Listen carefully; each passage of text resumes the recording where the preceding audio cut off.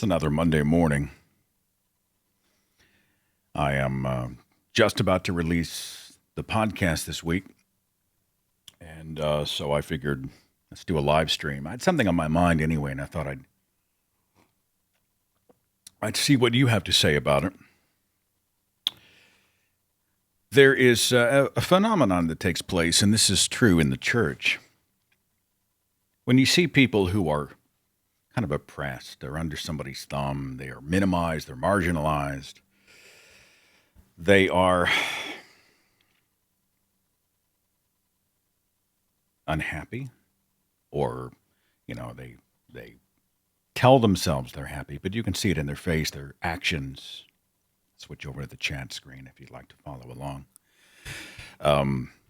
But everybody around them realizes, or most people around them realize, there's a problem. It's true in religious context. It's true sometimes in political contexts. It's true in cultural contexts. It is true in relationships. Thank you, Joey. Yes, I'm heading to London. I will get to the point and stay on the point here at the beginning, but I just happened to look up and Joey had corrected me. I have been reading the name Bruges for the trip we're taking to London, Paris, Bruges, Amsterdam, and I'd always pronounced it Bruges. Stupid mistake. It's the kind of mistake that readers make. So thank you for the correction. Bruges. I'm going to try to learn a few French phrases and sayings before we go there, and we're going to take some photographs, and there's a skeptics conference going on in a city called Amersfoort. Damn it, what was I talking about? I'm going to come back to the beginning of the story. It's all right, Joey. I have ADLS. I have attention deficit. Look shiny. That's what I have. There's somebody that I'm watching from afar. Beautiful person. I mean, she has much to offer the world. And she is in what I would consider to be an oppressive relationship with a guy. And I'm distant, and this isn't going to get back to them. I'm not throwing them under the bus here. I'm not going to use names. If I do, it'll be an alias. And these people are out here. But I can still see what's happening. And everybody around them is saying, you should get out. Like you're unhappy. You're unhappy more than you are happy. This person is not elevating you. They are sort of diminishing you. And they've got you questioning yourself, and you're always tied up in a knot. And, how many times have you argued? And there are tears, and there's a lot of just malevolent behavior. A lot of really nasty stuff. Not physical, but, when someone is genuinely caring about someone else, they don't purposefully do things to sort of punish them. And yet, time and again, I see this person, when he gets into an argument with her, he just does all these weird punitive things to punish her. He disappears for the rest of the night, no idea where he is. And he places himself in the company of people who may or may not be interested in a relationship, to replace her. I mean, just awful stuff. And everybody around her is like, get out. Walk away, leave. Like you have no idea what your potential is. You used to know. But it seems you have forgotten. I see less of her and I see more of him. And it's not good. And people who are in situations where there are abuses, physical abuses, verbal abuses, which can be just, damaging in a much deeper way. Manipulative behavior, gaslighting, if you will. Behavior that is not interested in good faith reconciliation, apologizing for mistakes, understanding we're all human, trying to love someone to the point of sacrificing for them, those types of things. You know, when you get around a human being, have you ever met a human being who is kind of a black hole? Everything they do, everything that they are about, it all just sucks right back into them. And they sort of take everybody else into that void with them if you get too close. And so, they either muck up everybody else's world or everybody else just takes off and says life's too short. You ever met somebody like that? And so on the surface, we say, I can see it. Like anybody who's looking with any measure of objectivity can see it. This is bad. You're miserable. You're worse than you were yesterday or the day before. And you should try to get out. If you would just open your door and look outside your world, which he has, I think, about this big, and she's sort of stuck here, right? By her own volition, she's not leaving. If you would just look, there are people who will love and respect and be a friend, but not a conditional friend, and who will elevate you and there's a better way to do this. And yet she's just stuck. She's on that feedback loop. And I've just been thinking about that. I disagree with, is it Nukwi that most so-called relationships with God, or I thought you said relationships in general are oppressive. Yeah, you're right. Most relationships with a God are oppressive. I agree. Forgive me. I was reading quickly and scanning. Like all relationships are tough. Like Natalie and I have our moments. She's, a God believer. Well, that leads to some tension sometimes because we're both looking at each other from, in that instance, different universes going, why don't you get me? Why can't you relate on this issue? I mean, we've had our times when it's like, we're just not connecting and it's so frustrating and there may be other things and maybe we're stressed out from work or something else is going on. But largely, by large, on the whole, it is so good. And both of us know that we always have each other's back and would never do something punitive to punish another for, what we consider to be a slight or indiscretion or, what I'm saying? If someone says something or whatever, we'll have our moments, but we don't live our lives with that temperature. And a lot of people, they're life partners. They are on each other's side, is a great way to say it. These two, he's not on her side. I think he's on his. And she's locked in this cycle. And it's an interesting sort of study in codependent relationships, I think. And we're going to get the tie-in to religion shortly. I think maybe she has bought the lie that this is the best she'll ever get, which is total crap. I think maybe she's afraid of the unknown. You've heard of that phrase, the devil we know. Yeah, it's abusive, and yeah, he's a kind of an asshole, and yeah, it's hard, but at least I know what we're getting. Like, at least it's not an unknown. It's not an unquantified thing out there somewhere. Hey, our relationship, whose relationship really is great,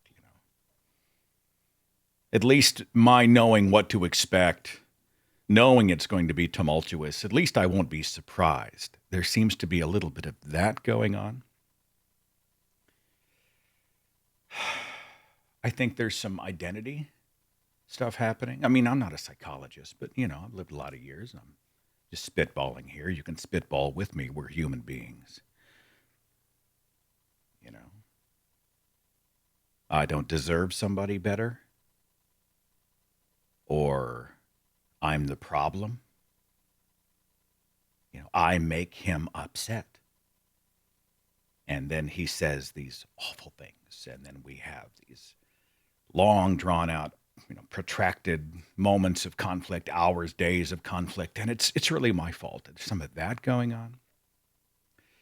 I'm talking, Steve, about someone who's sort of in my outer circle who is watching a relationship where a a woman who has much to offer has attached herself to a life partner, not a spouse yet, um, who is um, who is continually verbally negative and who is in his word and action punitive for everything she does that he disapproves of, and she cannot seem to escape, or she does not seem to know or embrace the idea that she can escape. We probably all seen someone like this, haven't we? Maybe we've been those persons where you get. I heard someone call him a habit. He's a hard habit to break. And I'm like, yeah, that's a great way to put it, right? It's a hard habit to get out of because I've been doing it this way for so long and it's all I know and it's a scary other out there. I'd rather be miserable than alone. Is that what's going on? I'm convinced she is absolutely in love. I guess love's the word with him. I'm convinced that he is in love with himself. You know what I'm saying? Um, I don't know. There's a lot of layers to that particular onion. And as I watch this play out, and you can't live other people's lives for them, and it's not my business. It's just something it's sort of like I'm watching through the glass from afar. And I've seen these things sort of play out time and time again, where you'll see someone who's just miserable, but it's like they become comfortable in their misery. You know anybody like that? Have you ever been in a relationship like that? We're not at the point where they have a financial tie, so that it's not like they're married and this person can't leave yet because he pays all the bills and she would have no place to live and she doesn't have a support mechanism. None of those things are happening, and I know those scenarios are common. But they are simply at a place where I think emotionally there's this connection, and it's almost like sort of the battered partner, even though this person is not battered physically. I think emotionally they are battered. And I think it's almost like the battered partner relationship that you see with people inside the church. And I don't think this is a stretch. There are some who are going to think that I'm just, I'm being dramatic. But think about the relationship that we have to religion. I just finished narrating an 11-hour unabridged audiobook of Dr. Hector Garcia's Alpha God. The audiobook will release on Audible, I don't know, early November. And so, I'd already read the book because I had him on my show, but going back and like reading it meticulously, word for word, every syllable myself for the audiobook, it was talking about the origins of religious violence and oppression. Now, stick with me here, because while there are many exceptions to the rule is that much of this is revolving around a male alpha. Now, I'm not man-hating here. In fact, I just posted something on, in fact, I might even go back and read it to you in regard to the Me Too movement, which I support, and to take very seriously the accusations of sexual violence against victims and to try to, pursue the truth and protect those who have been victims of violence. I'm very much in support of that. I also believe we're creatures of evidence. And so as we look for the evidence of religious violence and oppression, we so often see it come back to an alpha male figure. We see this in primate species. We see it speaking into the acquisition of territory. We see it in the acquisition of mates or sex partners. We see it in terms of sexual violence, almost always male-driven, not always. We see it in terms of resource acquisition, and we see it in terms of, oh God, without reading the book to you, it almost always, if you look at religious tradition, it almost always comes back to sort of a kingly type figure, often male, not always, often male, who asserts God's power and then rules over and dominates subordinates. We see this in the Catholic Church. We see this in the Christian Church. We see this in the gods. Most of the gods that have been created by humankind emulate these strong alpha sort of primates, right? And what do they want? Well, if you read the Old Testament, what does Yahweh want, right? Yahweh carries out violence. Yahweh is interested in controlling sexuality. Yahweh is interested in destroying enemies. Yahweh is interested in the acquisition of territory. And time and again, you look and you can actually see sort of the alpha male primate origins of our religious deities, of our deities and gods. And it's a fascinating book. And that's why I agreed to narrate it, because I think it's an interesting discussion. I'm hoping that people don't knee-jerk into Seth has joined the man-haters, because I'm very much not that way. Hell, I'm a guy who respects women, who, I saw an activist on social media, was it last year, who said, all men are shit. Just, and I understand, I think, why they said it. They were trying to communicate to women that, we understand your frustration, the tone deafness of many males in the wake of sexual violence against women. But to say all men are shit is just such an intellectually dishonest and unfair thing to say.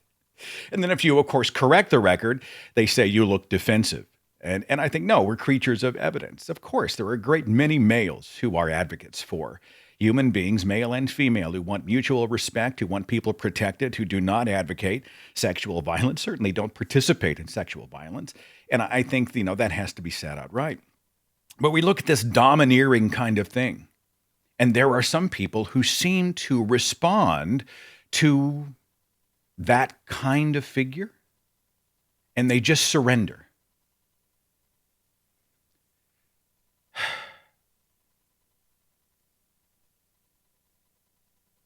Trump. So I think it explains Trump, right? He exhibits all of the sort of alpha male 101 tendencies that you would expect. You can see it in the way that he physically behaves, right? Then this speaks to an insecurity. It's ego mixed with insecurity.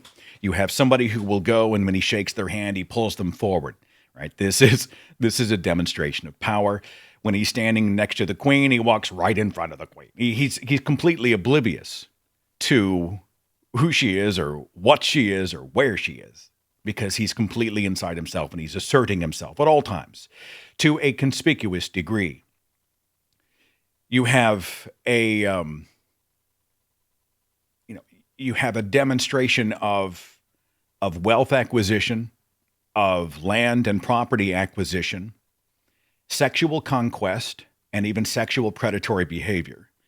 But this sort of egregious alpha exhibition that he is, some people respond to. They respond to it positively. They want to be led. They want to be told what to think. They want to be sort of given their life purpose. They want to be sort of living on the scraps of what other people provide. There is a culture of people that I think have bought the lie that this is impressive. And I don't know, I'm just struck by it. It's just something I have been kind of thinking about over the last few days or so. What are your thoughts? Like, when you see this thing, somebody walks in and they're just, me, big man. And, you see gods doing the same thing. My God can beat up your God. Right? In the Old Testament, Yahweh's like, thou shalt have no other gods before me, meaning that there were other gods at that time. Jesus says, I'm the way, the truth, and the life. No one comes to the Father but by me, continually asserting his alpha-ness. I'm the big man. I'm the big man. There's me and there's nobody else. You are not worthy. You need me. In fact, without me, you're really nothing. You are relying on me for everything of value in your life, your purpose and your goodness, and to have anything good, you're going to need me. This is religion. This is religious thinking. It's an alpha male kind of deal. I don't know. I just found it an interesting deal. What would you say to the person in your life who was in a verbally oppressive situation where they felt they were, they really needed this person. They were emotionally attached. I don't know. What would you say? Noqui says, I'm dancing around the houses. I don't know what my point is. Damn it. I'm on the cuff here. I'm just sort of tossing out the musings, bouncing around inside my skull. Look, I don't have, I'm managing the chat room because I don't have a moderator, so forgive the pauses. What would you say? It's a shame to see people who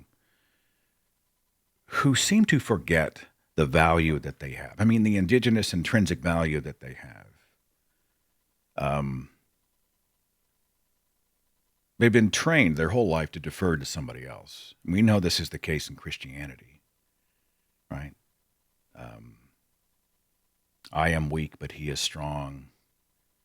I must decrease, he must increase. This is the kind of language that religions use to diminish people.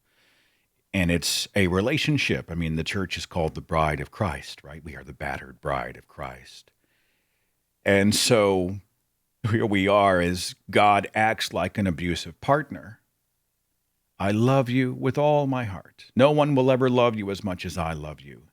But don't ever leave me, or you will be punished. I will hurt you. The horrible stuff that happens in your life, well, that's actually your fault. When I beat you or when I allow you to be harmed, that's your fault. If you were more worthy, this wouldn't be a problem. You screwed up. Don't ever try to live without me. Your life will be worthless without me. Oh, you think you're good? You don't know goodness. There's nothing out there for you. There's nothing out there for you. Quit looking out there to the world. You should look only at me. Only at me. I need to be the center of your universe. This is God. This is the Abrahamic God, for sure. And this is an alpha male type figure in many of these types of relationships. And again, I'm not saying it's always the guy. Sometimes you can reverse the streams and it's a female doing it to a guy. But my experience has been, and I'll bet yours has been, that it's often some kind of puffed up alpha type doing this thing. And they feed off of the control they have on other people, and they enjoy controlling them. And they're completely inward focused. This is just like an ego trip. And this person finally may break away, like they might break away from religion for a while.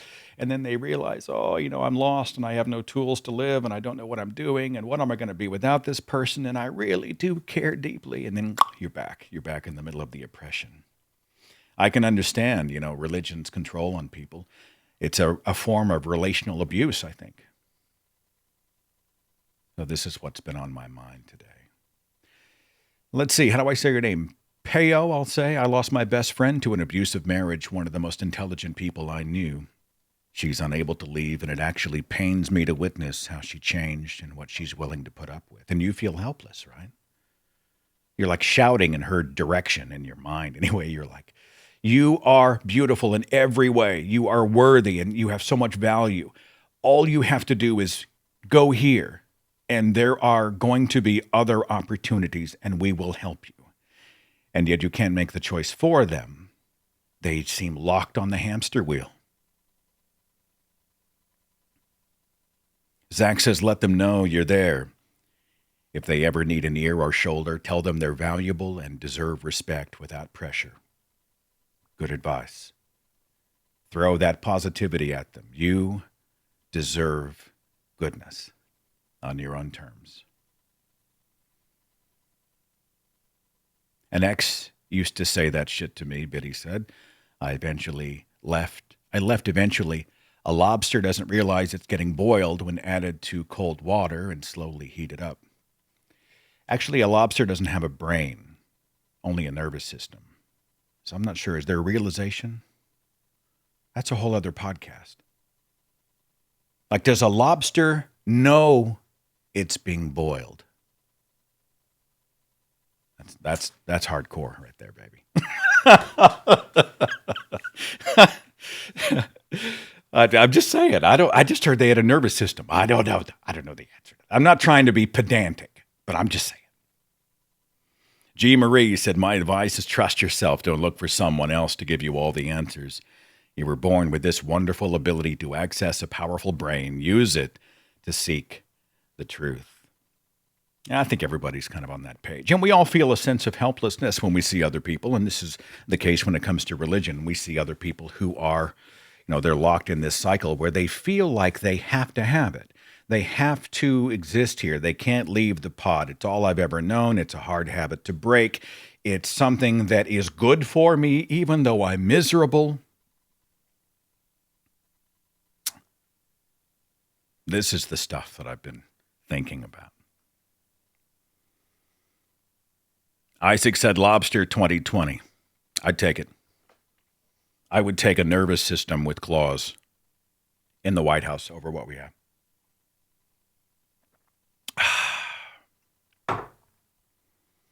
Anybody else have something you want to toss out here? I'm just doing this impromptu live stream because I'm Ghost Stories, the podcast releases tomorrow, so it's done. And I'm releasing a few speech clips. Minneapolis, I was in Minneapolis and did a presentation for them that's going to release. Let's see, we're doing one on a guy who escaped radical Islam and some other stuff coming up for the holidays. I'm going to take a little time off, I think. Everything's starting to blur. And of course, I get a chance to go to Europe here shortly because the Dutch Skeptics Congress has been kind enough to invite me to go participate. Why they want me, I do not know, but I'm going. Grab Natalie. We're going to go 2 days in London. We're going to be in Paris the day before Halloween. I'll be in Bruges on October 31st. Do they do Halloween in Bruges? Like, will we get to see any Halloween-y type stuff? And then to Amsterdam and Amersfoort. I hope I'm saying that right. Fort, F-O-O-R-T, Amersfoort. Amersfoort. It's interesting, though, because it's the month of Halloween. I've got a sort of a viewing room in my house, and so I have some infidel friends over who are horror movie buffs, okay? And Natalie doesn't love horror movies. She just doesn't. She knows I enjoy a well-made horror movie.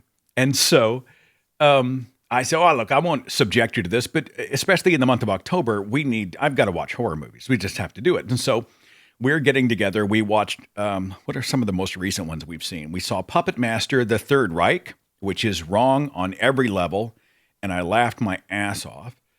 We watched Mandy, starring Nicolas Cage, which is a mind screw.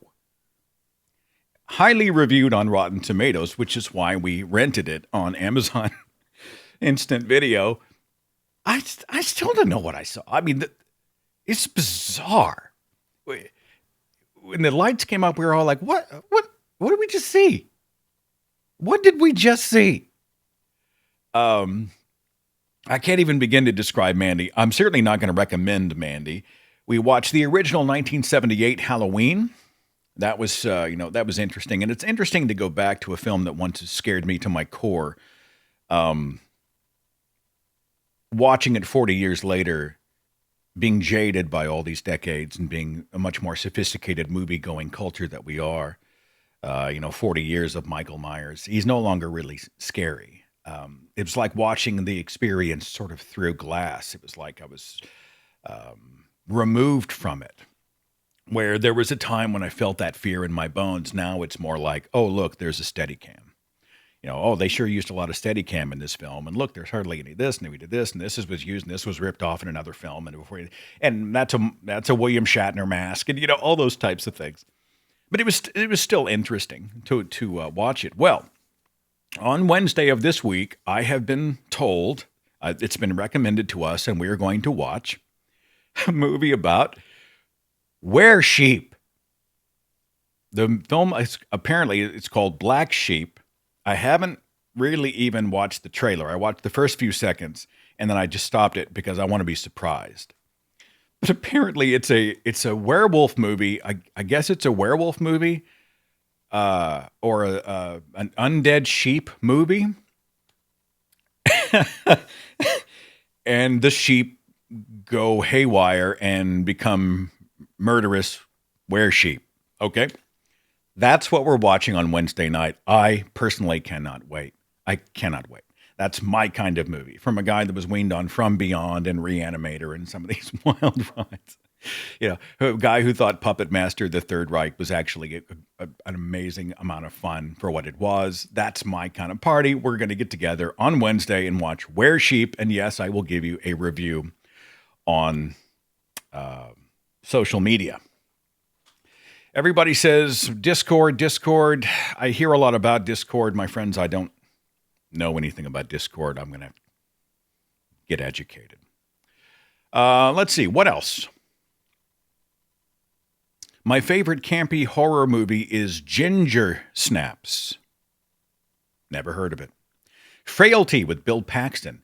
His directorial debut, the late Bill Paxton. Actually, a great little indie film. Fantastic. Let's see. Army of Darkness is a classic. Have I ever watched Dr. John Dellen's Mormon Stories podcast videos? I have not.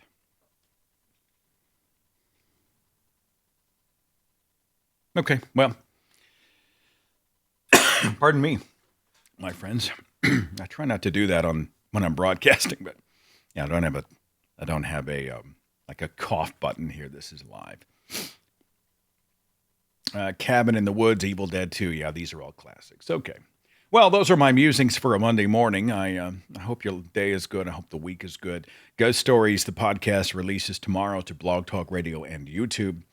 And then you'll see some other content sort of smattering out here in the last week of October. And then I've got some stuff queued up while I'm traveling in Europe. I will see you in... I'm not speaking in London or Paris or Bruges. But I will be at the Dutch Skeptics Congress, and there's another event that we're adding to the calendar. You can find it all at sethandrews.net, and there's a speaking tab. I'm still updating it, but should have everything up there by Wednesday, okay? And I'm honored to be invited. Look forward to meeting you and seeing you there. And I'll catch you next time on the broadcast. Bye.